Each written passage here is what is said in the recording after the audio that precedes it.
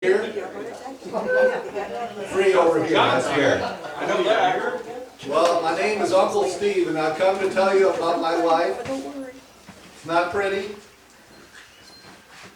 When I was in kindergarten, I had a life of crime. I went to school, I went to a country school. It was so small that 2 rooms. One was used for the bathroom, the other was the other room. That was pretty small. And the teacher said, all right, today we're going to have you go around the circle, all you kindergartners, that was us, and start telling part of the story. And then we want you to stop and go to the next kid, until we come around again. So I said, I like to tell stories, that'll be good. I should get an A in this. So they came to me and I said, that has been the most boring story up to this point. Just because they're in kindergarten doesn't give them an excuse to be boring. So I poured it on. I told them a story that they were all like, whoa. And I said, all right. I put the man right on the edge of the cliff or whatever it was. Said, it's yours. The next guy goes. I said, well, how about you? And the teacher said, well, how about you? So I go around the circle. Nobody in the room would take the story. In fact, the 6th graders were there with us. They wouldn't take it either. So they said, all right, Mr. Fellow there, go ahead and finish the story. Which is kind of weird when you're in kindergarten, but that's kind of where the storytelling thing came from. But now it's turned into a life of crime. That same year I didn't realize it was crime, so now looking back I've grown a beard so I can hide out. I look just like my mother, but my mother doesn't have a beard, so they've arrested her 3 times. So one day I was there when it happened. The Gideons came to town, came to our school. I didn't know it was a life of crime, so I read the Bible with them, I prayed with them. Here I am, I guess that's true. I don't know, it's not really pretty. But one thing I learned when I was in 2nd and 3rd grade is you don't have to say anything to get in trouble. My 6th graders, I was in 6th grade by then, and I sat down and there were girls in my class, and it was always fun to make the girls laugh. So while we were sitting there, my teacher had a tick. Should we call it a tick? Let's call it a tick. She'd go.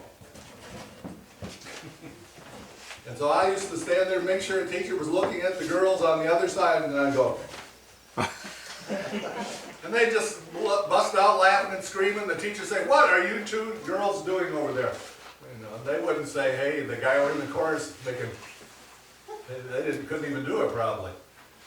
So afterwards, they finally figured out and told my mother, but by then she still didn't have a beard and I was working on my first one. So crying was there, but not that bad. I went to junior high. I went to the big schools in Hastings, Michigan. Any of you from Hastings, Michigan?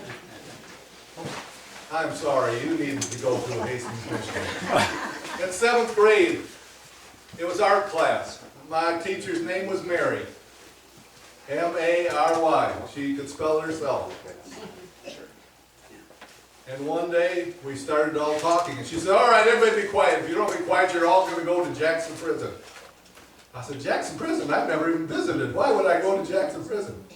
So we all just sat there, and I thought, well, she's getting really out there. So I decided, she said, everyone to be quiet, just sit there. And I thought, well, how could I best help her but smile? Maybe I could relieve her day. So I looked over at her and smiled, and she looked at me and she started to get mad. She said, what are you doing over there? I asked everybody to be quiet.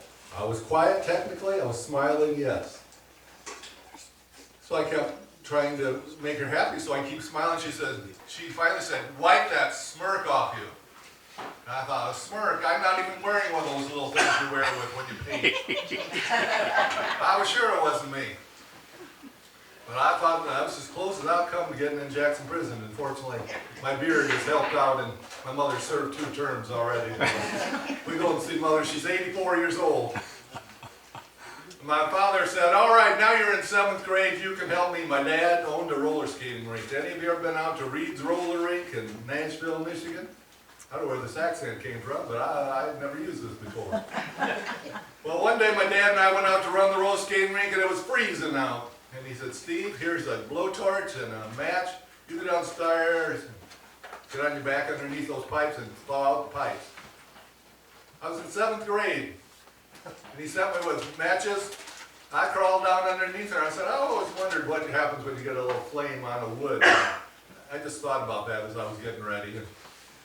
So I spent the rest of the night thawing out pipes underneath this roller skating rink at the age of 10, 11 years old. And look at how it turned out today. I don't know.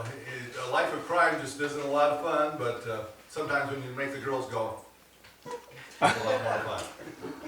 I just wanted some of you that were here last week to know I did end up using all 24 quarts of oil coming from California to St. Louis. There was not any oil left by the time my Rambler made it there. And it's still sitting there trying to decide what to do.